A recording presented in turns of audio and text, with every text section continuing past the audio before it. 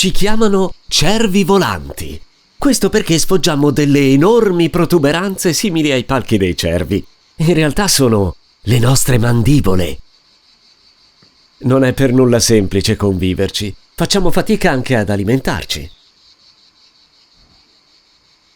Lo sapevate che quando siamo adulti ci nutriamo soprattutto della linfa degli alberi e di frutta matura? Durante i mesi estivi il nostro istinto ci porta a inseguire le tracce odorose delle femmine. È il periodo riproduttivo. Inevitabilmente ci dobbiamo scontrare con altri maschi per conquistare le femmine.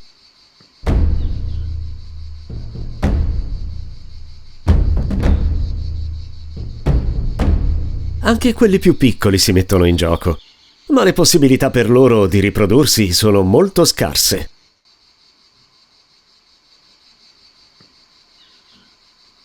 Nelle lotte vengono letteralmente catapultati a terra. Ma l'istinto non si comanda, e così risalgono rapidamente verso il campo di battaglia.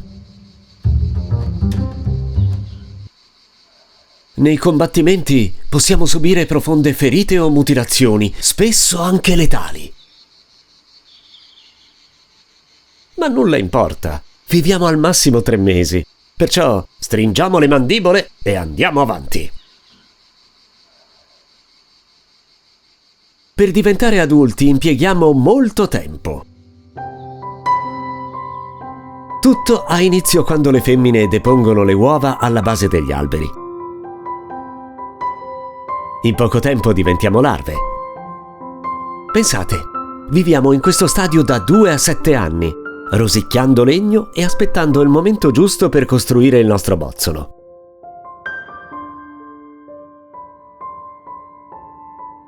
Nella primavera successiva sfarfalliamo e così il nostro ciclo continua. Ricordatevi una cosa però. Quando fate la legna nel bosco, lasciateci i tronchi malandati e marcescenti. Sono le nostre case, altrimenti non ci rivedremo mai più.